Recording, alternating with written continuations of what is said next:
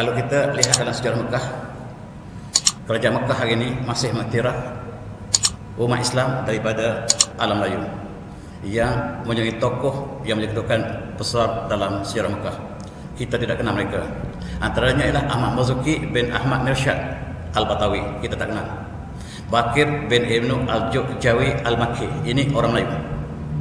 Dan Badawi bin Abdul Aziz Al-Lasami, Jami' bin Rashid Al-Rifai Al-Bugisi, Jamaluddin Abdul Khalid Al-Fatani, Sulaiman bin Muhammad Husin Al-Palambani, Saleh bin Muhammad bin Abdullah Al-Kalantani, Saleh bin Mujian Al-Batawi. Nama-nama ini menggambarkan ulama yang bertahta di Mekah, antaranya orang Melayu. Orang Melayu dianggap sebagai ulama yang tinggi. Sebahagian mereka dilantik menjadi imam Masjid Al-Aqsa, Masjid Al-Haram. Maksudnya di seluruh umat Islam, orang Melayu terpilih menjadi imam Masjid Al-Haram, khususnya yang dipegang oleh orang Minangkabau dan orang Jawa. Orang Jawa dan orang Minangkabau di antara imam-imam khatib yang terkenal di Masjidil Haram yang barangkali belum dicatatkan. Inilah menggambarkan kedudukan ketika zaman Utsmaniyah. Tetapi masa berubah.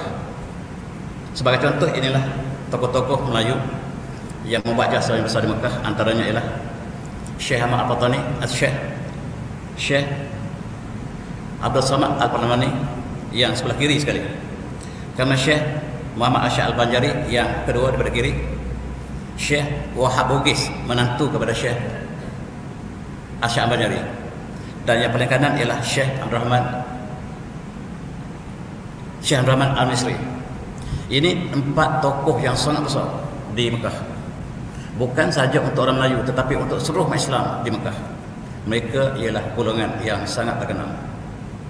Dan tuan-tuan, kita lihat pada zaman yang lebih lewat, sejarah Mekah terkenal dengan ulama Melayu, antaranya Syekh Abdul Samad Al-Balani dan muridnya Syekh Daud Al-Fatani yang sangat terkenal.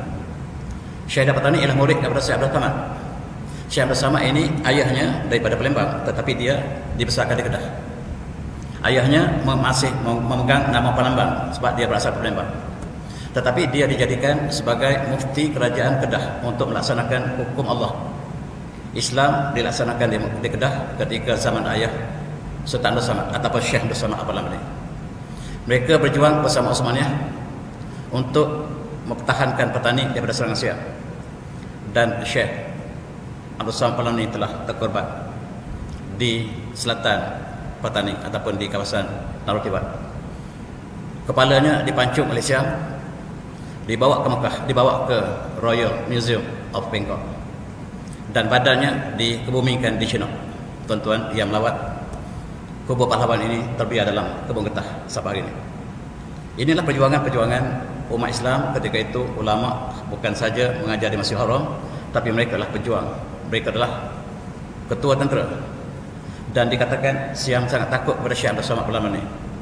Walaupun ketika itu dia sudah tua, setiap kali ekspedisi tentera yang dipimpin oleh Syekh Abdul Samad Al-Balani, kemenangan sentiasa berada di pihak Islam, sehinggalah dia telah dibunuh oleh Syam dalam satu peperangan, dan kita berperang dengan Utsmaniyah. Ketika itu Utsmaniyah menjadi ketua tentera kita. Tuan-tuan, kita lihat juga pada tahun 80-an ataupun 1700 lagi, kerajaan Utsmaniyah melantik wakil daripada sebelah timur, iaitu Syekh Daud Al-Fatani sebagai wakil pribadi khalifah untuk menguruskan hal awal umat Islam di Mekah. Dan dia juga menjadi Syekh Haji pertama yang menyediakan tempat menguruskan haji bagi umat Islam yang berkunjung ke Mekah. Maka tugas diserahkan pada Syekh Daud Al-Fatani dan kumpulan mereka. Oleh sebab itu, umat Islam yang datang ke Mekah akan dilayan oleh ataupun dikendalikan oleh Syekh Daud Al-Fatani yang sangat terkenal dengan kitab-kitabnya yang kita masih pelajari sampai hari ini. Ketika itu, wakil Kerajaan Utsmaniyah di Mekah ialah Osman Nuri Pasha. Dan Mekah ketika itu ada 4 tempat bersolat, yaitu mazhab Hanafi, mazhab Syafi'i, mazhab Hambali dan Maliki bersolat berasingan. Mula-mula sekali mazhab Syafi'i solat, diikuti oleh mazhab Hanafi, kemudian diikuti oleh mazhab Maliki, dan akhir sekali mazhab Hambali. Kalau hari Jumaat, tuan-tuan, Imam Asy-Syafi'i mula membaca khutbah, selesai solat barulah diikuti oleh Imam Hanafi, sehingga hampir asar baru siap solat Jumat. Itu suasana ketika zaman Utsmaniyah. Sebab ketika itu mazhab membezakan. Bilakah lagi 4 solat ini dilakukan di Masjidil Haram? Mengikut laporan Imam Ghazali. Imam Ghazali yang punya Mekah, dia mengatakan ketika saya sampai ke Mekah, dia dapati bahawa 4 mazhab ini bersolat berasingan. Dimulai oleh mazhab Syafi'i, kemudian Hanafi, kemudian Maliki, kemudian Hambali, dan hampir waktu Jumaat hampir asar baru siap mazhab Hambali solat asar, solat Jumaat. Itulah suasana yang berlaku ketika zaman Raja Utsmaniyah. Dan ini ialah barangkali tokoh Melayu yang paling hebat di Mekah. Namanya Syekh Ahmad bin Abdul Latif Al-Minangkabawi. Dia antara ulama besar yang menjadi pemutus kepada seluruh hukum dalam alam Melayu. Namanya Syekh Ahmad bin Abdul Latif Al-Minangkabawi, orang Bukit Tinggi. Saya melawat kampung dia dalam 10 tahun lepas. Walaupun namanya sangat terkenal di Mekah, orang Minangkabau tidak kenal dia. Orang Minangkabau tidak kenal, orang Bukit Tinggi tak kenal siapakah Ahmad Khatib. Dan dia adalah imam dan khatib Masjidil Haram. Seluruh ulama di dunia dikumpulkan, dipilih seorang yang paling alim. Orang itulah orang Minangkabau. Dan itulah tuan-tuan sejarah ulama kita yang hebat di ketika zaman Utsmaniyah. Ulama Melayu diberikan peranan khusus di Mekah, dan kita telah menempuh sejarah yang agung. Di antara murid Syekh Ahmad Khatib Minangkabawi ialah Syekh Tahir Jalaluddin, yang telah mencipta nama yang hebat dalam falak. Dan dialah yang mula-mula sekali negara kita yang melakukan kajian empirikal dalam melihat anak bulan. Dan kita berterima kasih, ilmu yang kita gunakan sekarang bersumber daripada Syekh Tahir Jalaluddin yang telah membentuk satu kajian empirikal dalam kajian untuk menentukan awal bulan puasa, haji dan sebagainya.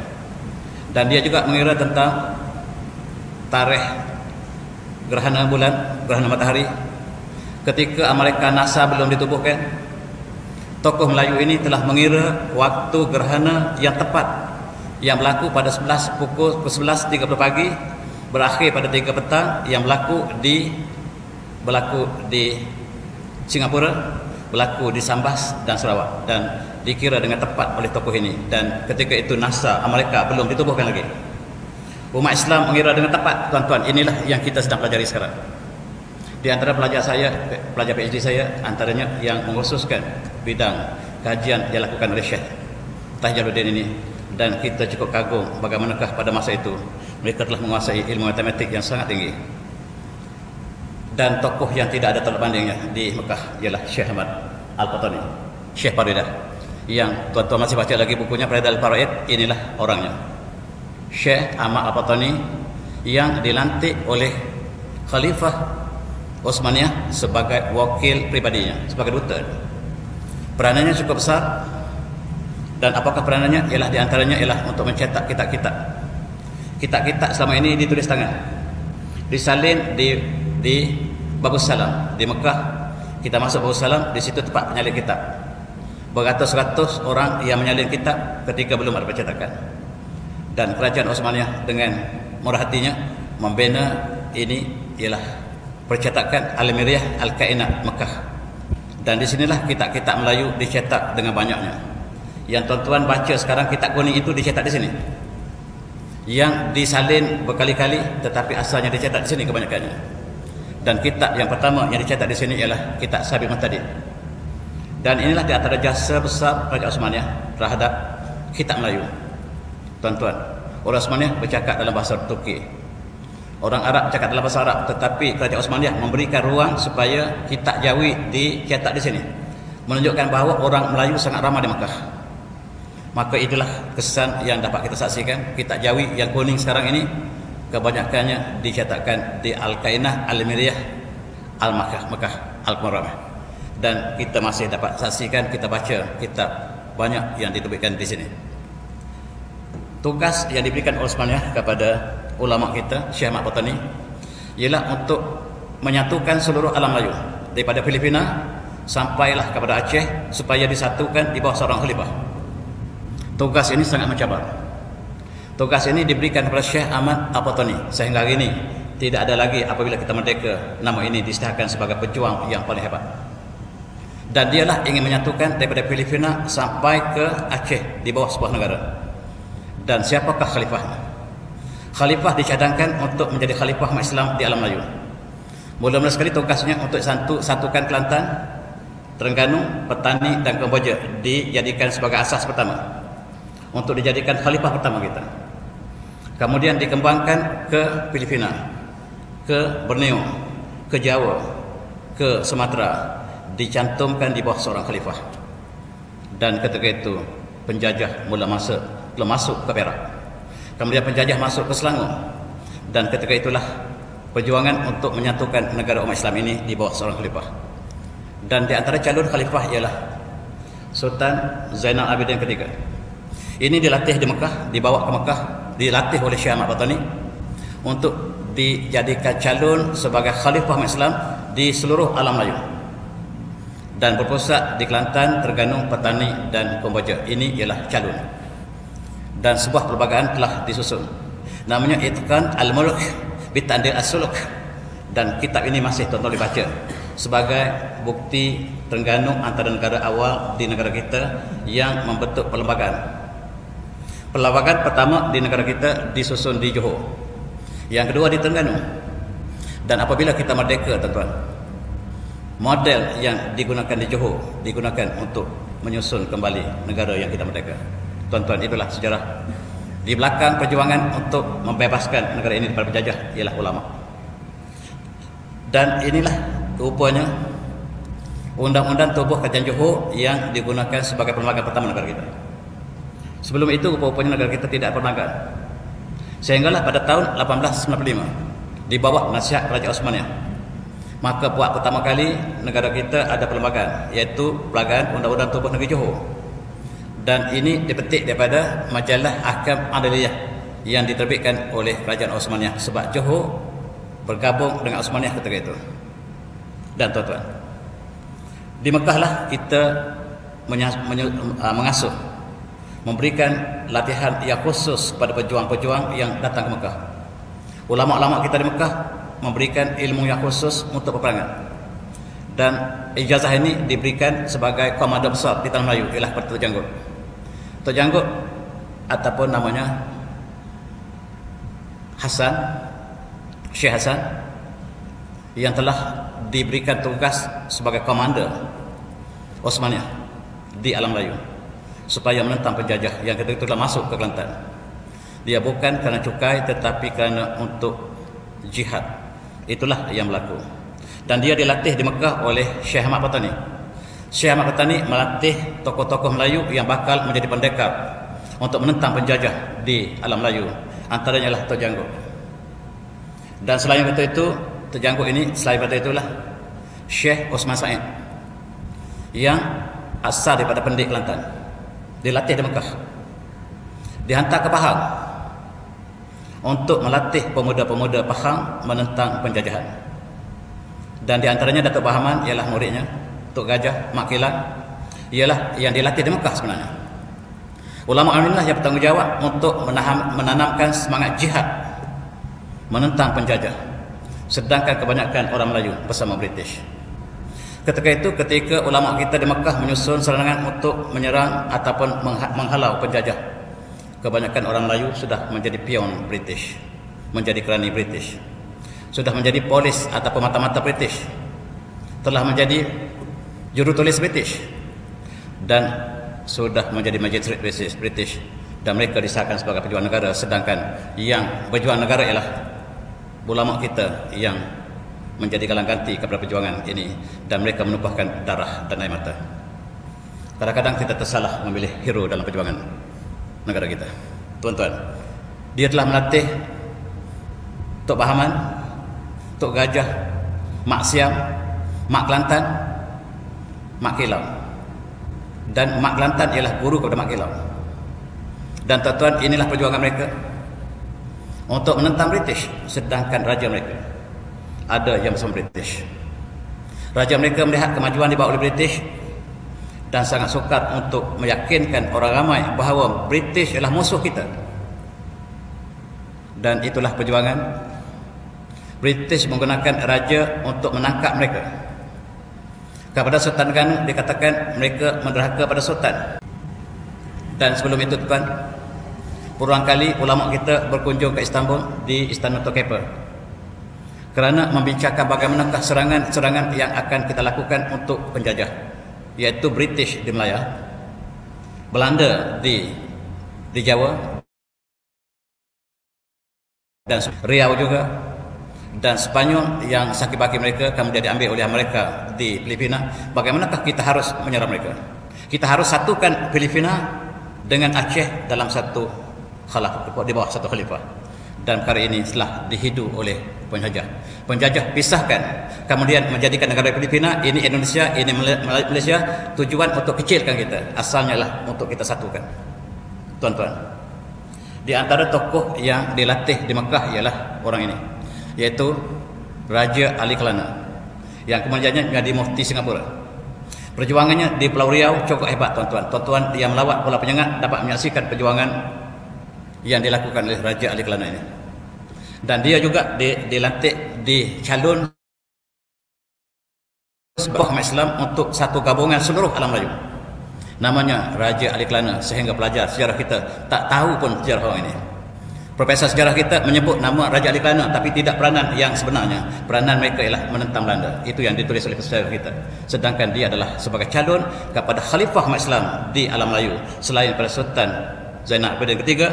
Dan yang ketiga calon yang disebut-sebut di Mekah ialah Sultan Mansur Kelantan, yang bakal sama ada Sultan Terengganu ataupun Raja Riau ini ataupun Kelantan akan dilantik menjadi khalifah apabila dikembangkan negara Islam yang besar di alam Melayu.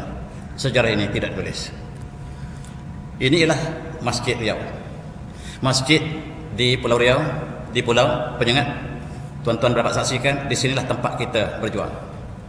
Di sinilah ulama kita berkumpul. Apabila kita telah dimasuki oleh penjajah, kita berkumpul sebuah pulau yang kecil, iaitu di Pulau Penyengat. Di sinilah ulama-ulama, sakit baki ulama perjuangan daripada Mekah berkumpul di sini untuk berbincang bagaimanakah untuk menyerang British di Melaya. Sedangkan seluruh orang Melaya bersama British, mereka bekerja di estate British, dan mereka menjaga estate British, dan mereka bekerja dengan British hampir keseluruhan orang Melayu. Bagaimanakah kita nak menentang British sedangkan orang Melayu bersama British, makan gaji dengan British, serta mereka pun makan gaji dengan British dan menganggapkan British sebagai pelindung kita. Dan British telah menghantar pelajar kita yang terpilih ke England supaya mereka bakal menggantikan British apabila diberikan kemerdekaan. Mereka digerung di England supaya menjadi wakil British apabila British berikan kemerdekaan, untuk menghalang ulama-ulama ini mengambil kemerdekaan. Tuan-tuan, sekiranya ulama ini yang mengambil kemerdekaan kita, sejarah negara kita akan berbeza sama sekali. Dan ulama yang berkumpul di Pulau Riau tidak dapat bertahan sebab akhirnya Belanda dengan pertolongan British menghancurkan Pulau Riau dan Pulau Penyengat. Tuan-tuan lihat Pulau Penyengat hari ini, bangunan-bangunan diruntuhkan bukan oleh Belanda tetapi oleh umat Islam sendiri, sebab Belanda akan masuk ke menjadikan pusat untuk menghancurkan Islam. Maka umat Islam meruntuhkan mereka bangunan mereka sendiri. Itu sejarah perjuangan ulama yang kita lupakan dalam perjuangan negara kita. Saya nak sebutkan ulama kita. Mereka berada di sekitar Masjid Haram, dan tanah-tanah di sekitar Masjid Haram ialah kepunyaan orang Melayu banyak. Tetapi hari ini mereka terpaksa berpindah keluar daripada Masjid Haram apabila bertukar kerajaan. Mereka berkumpul di Bukit Ajat. Bukit Ajat di sebelah Mekah masih ada umat Islam yang ramai di situ. Orang ulama Melayu masih kekal di situ sampai tahun 90-an. Di Jabal Sudan, di Sofia, Awali, Nuzhah, Kakhiyah, Syesha, Khutaibiyah. Inilah di antara penempatan orang Melayu yang terhalau daripada Masjid Haram apabila kerajaan baru masuk. Saya nak sebut kerajaan baru masuk. Bagaimanakah kerajaan baru masuk menghancurkan kerajaan Islam ini? Kerajaan baru masuk untuk menghancurkan kerajaan Islam ini. Bagaimanakah detik-detik ini? Mari kita buka hati kita hari ini, pertuan. Kita nilai sejarah telah berlaku, tetapi penilaian masih kita dapat ambil intibar sampai hari ini. Ketika itu Mekah berada di bawah Turki. Turki menggalakkan wakaf. Itu sebab di Malaysia ada banyak wakaf, di Kelantan ada wakaf baru, wakaf ini. Maksudnya sebahagian daripada budaya Turki dibawa ke alam Melayu. Yang kedua ialah simbol Turki. Bola bintang digunakan atas masjid. Bola bintang bukan simbol Islam, itu simbol Turki yang kalah. Dan hampir semua masjid di alam Melayu menggunakan bola bintang sebagai simbol Kerajaan Osmaniyah. Maksudnya kita masih ada hubungan sejarah dengan kerajaan Turki Osmaniyah. Walaupun kerajaan ini telah tidak ada lagi, tetapi yang ada adalah bola bintang. Tuan-tuan, kita membeli tanah di kawasan Mekah. Banyak tanah di kawasan Mekah dipunyai oleh orang Islam, orang Melayu. Dan di antara tokoh yang paling banyak ialah dibeli oleh orang Aceh.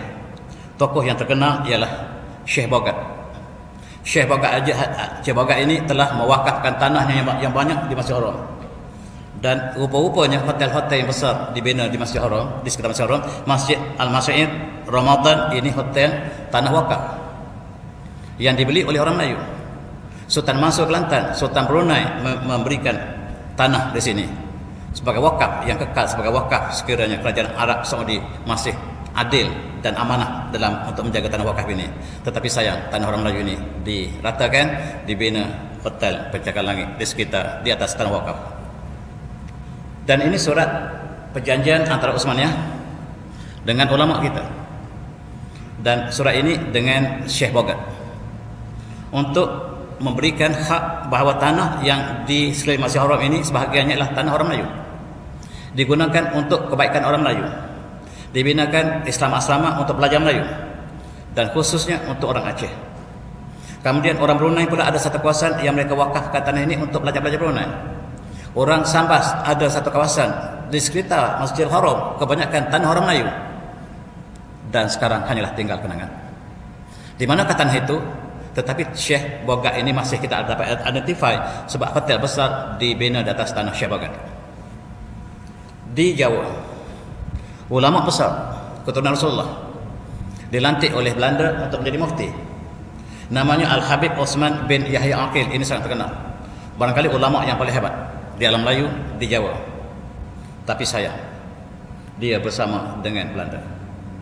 Dia cuba memberikan hukum untuk menyokong tindakan Belanda ke atas orang Jawa. Dan dia sangat dihormati sebab dia cucu Rasulullah. Namanya Al-Habib Osman bin Yahya Aqil. Dan dia tidak bersama dengan Islam dalam sebahagian masalah. Dia menyokong orang sebelah kanannya ialah Senok Honji, iaitu penasihat Belanda yang berpura-pura memeluk Islam, pergi ke Mekah. Dan dia diberitakan tugas untuk melihat 3 orang tokoh yang penting di Mekah. Pertama Syekh Ahmad Patani, yang kedua Syekh Nawawi Bentan, dan yang ketiga ialah Syekh Ahmad Khatib Al-Minangkabawi barangkali. Dan Syekh ataupun Senok Honji ini telah berpura-pura memeluk Islam, menuju ke Mekah, bukan untuk menunaikan haji sebab dia tidak Islam. Dia nak cari Nawawi Bentan. Dia kata, aku mencari Nawawi Bentan sebab pejuang-pejuang Belanda, pejuang-pejuang Jawa yang menentang Belanda kebanyakan murid kepada Syekh Nawawi Bentan. Aku nak cari berapa gagahnya Nawawi Bentan. Aku masuk Masjidil Haram, aku cari siapakah Nawawi Bentan, dan aku berpura-pura untuk belajar dengannya. Aku terperanjat. Aku melihat Nawawi Bentan tak sampai saiznya, tak sampai 5 kaki saiznya, rendah orangnya. Inilah pejuang terbaik yang paling handal di Jawa. Inilah murid-muridnya yang sedang berjuang. Aku lihat dia comot, pakaiannya rosoh, tetapi itulah orang yang paling ditakuti oleh British dan Belanda di alam Melayu. Inilah orangnya. Aku sudah temui. Rupa-rupanya orang sangat kecil saiznya, hitam saiznya, kulitnya hitam, detail Senok Honji sebut tentang Nawawi Bentan. Dan itulah pejuang yang hakiki. Belanda tidak takut kepada pejuang perkauman. Pejuang-pejuang yang berjuang di atas nama Jawa, dia tidak takut sebab dia boleh patah dengan mudah. Tetapi yang serukan seruan jihad yang bermula di Mekah, inilah yang ditakuti. Murid-muridnya telah berkumpul di Jawa, sedang berjuang untuk menentang Belanda dengan darah dan air mata. Mereka tidak berkompromi dengan penjajah. Sedangkan di tanah Melayu, sebahagian ulama kita berkompromi, termasuk Raja Melayu bersama dengan British. Tetapi di Jawa tidak mungkin dilakukan ini. Itulah bezanya antara kita dengan mereka. Dan tuan-tuan, di Mekah terdapat Jabal Abi Qubais. Di tepi Masjid Haram itu ada satu bukit. Di situlah tempat orang Melayu berkumpul. Di sinilah kita lihat Masjid Bilal yang terdiri di atas bukit ini menjadi kekuatan orang Melayu di situ. Di sini ditawan oleh Melayu, tawan quote and quote. Ulama-ulama besar Melayu tarekat berada di sini. Di sinilah yang ditiupkan semangat jihad. Siapa saja pejuang daripada alam Melayu yang menunaikan Mekah dilatih di sini. Mereka diberikan zikir tertentu dengan tarekat-tarekat tertentu supaya balik ke alam Melayu berjuang menentang dengan darah dan mata. Jangan berkompromi. Jangan menjadi pion, jangan menjadi kerani, jangan menjadi ketua kampung yang di bawah British. Ketua kampung ialah ejen British ketika itu. Penghulu ialah ejen British. Askar Melayu ialah ejen British. Magistrate yang dilatih oleh British ialah ejen British. Cukup sukar untuk kita kenal siapakah pejuang, siapakah yang tali baru. Antaranya lah Syekh Ahmad Khatib Sambas yang juga berjuang di Mekah sebagai guru tarikat yang meniupkan semangat jihad. Jihad bermula di Mekah. Dan kader-kader mereka dilatih di Mekah. Setiap kali musim haji mereka akan berikan latihan tentera dan sebagainya di Mekah di bawah Kerajaan Osmaniyah. Dan tuan-tuan, lebih awal itu di Aceh ialah Syekh Abdul Rauf Al-Sikili yang dilatih di Mekah, dan dia balik ke Aceh membawa tarikat Syadriyah yang masih berkembang seperti ini. Dan dialah di atas kekuatan perjuangan di Aceh ialah ditiupkan oleh semangat ini. Syekh Yusuf Tajul Khalati yang sangat terkenal yang menentang Belanda dengan roh jihad mereka juga diasuh ataupun dilatih di Mekah. Balik ke alam Melayu menentang Belanda, akhirnya ditangkap oleh Belanda, dibawa ke India, kemudian dibawa ke Afrika Selatan, sehingga Afrika Selatan menjadi satu kawasan Melayu yang dapat kita saksikan sejarahnya seperti ini. Dan saya nak perkenalkan tokoh yang sangat ditakuti oleh Sunok Honji. Ini orangnya, Syekh Muhammad Nawawi Al-Bantani, orang Banten. Dia menulis sebuah kitab tafsir yang agung, Marah Al-Labib. Marah Al-Labib ini ialah tafsir orang Melayu, bahasanya sangat fasih. Sayang kalau tuan tidak pelajari tafsir ini. Saya pelajari tafsir ini sejak saya muda lagi. Inilah antara tafsir ditulis oleh orang Melayu dan bahasanya sangat menguasai bahasa Arab. Dan ketika dia habis menulis kitab Marah Al-Labib, dia diusung oleh ulama Mekah berkumpul dan angkat dia sebagai ketua ulama, sebab dia menulis sebuah kitab tafsir yang agung namanya Marah Al-Labib. Dan ada di antara pelajar kita tidak pernah dengar Marah Al-Labib. Sayang sama sekali.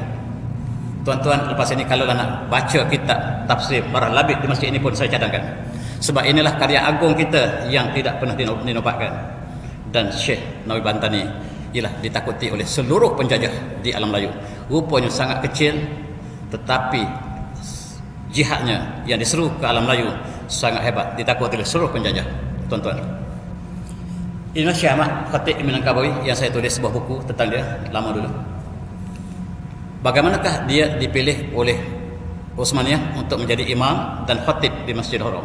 Cukup hebat tuan-tuan, tetapi orang kampungnya tak kenal pun. Rumah emaknya masih ada sekarang. Saya melawat rumah emaknya, rumah di sebelahnya masih ada lagi rumah dia, tapi orang kampung itu tak kenal dia. Sayang, ulama yang agung di Mekah, orang kampungnya tidak kenal. Sebab dia menentang adat perpatih. Dan oleh sebab itu dia bersumpah dia tidak akan balik ke Minangkabau. Sebab dia bimbang bila dia balik ke Minangkabau, adat perpatih yang membagi harta pusaka dengan cara yang salah, di luar daripada syariat Islam. Dia bimbang harta itu harta haram, dan dia bimbang takut termakan harta haram, dan dia haramkan diri untuk balik ke Minangkabau. Dia tak balik sampai dia mati. Sebab Minangkabau mengamalkan ajaran adat yang bercanggah dengan Islam, dan dialah menentang adat Minangkabau yang sekarang dikembangkan kembali oleh pejuang-pejuang termasuk di tanah Melayu, di Malaysia maksudnya. Inilah tokoh yang sangat hebat, dan dia adalah imam dan khatib sekaligus. Apabila umat Melayu yang berada di Mekah tidak boleh lagi mengajar dalam Masjidil Haram, mereka taklah keluar. Mereka tidak dibenarkan mengajar dalam Masjidil Haram, tidak dibenarkan. Maka keluarlah ulama kita ke bukit-bukit dan mereka berkumpul di Bukit Ajiat sampai hari ini. Tahun 90 saya pergi belajar dengan 2-3 orang guru di sini ketika menunaikan haji. Di situ masih ada lagi ulama petani yang masih mengajar kitab-kitab lama. Saya sempat bersama dengan murid-murid datang daripada Jawa, daripada Singapura, daripada Sambas yang berkumpul di sini, masih lagi mereka belajar pada tahun 90. Dan ulama Melayu tidak boleh mengajar Masjidil Haram, akan ditangkap sebab mereka tidak sama dengan akidah yang dikembangkan oleh kerajaan mereka. Inilah pemandangan ulama Melayu kita di Bukit Ajiat. Tuan-tuan yang pernah melawat, lawatilah tempat yang cukup menyayat hati ini, sebab ulama kita dihalau keluar daripada Mekah. Dan mereka diambil tanah mereka, dibayar dengan harga yang tinggi, benar. Dan mereka tidak ada lagi tanah di kawasan sekitar Masjidil Haram, mereka digantikan dengan kawasan di luar Mekah.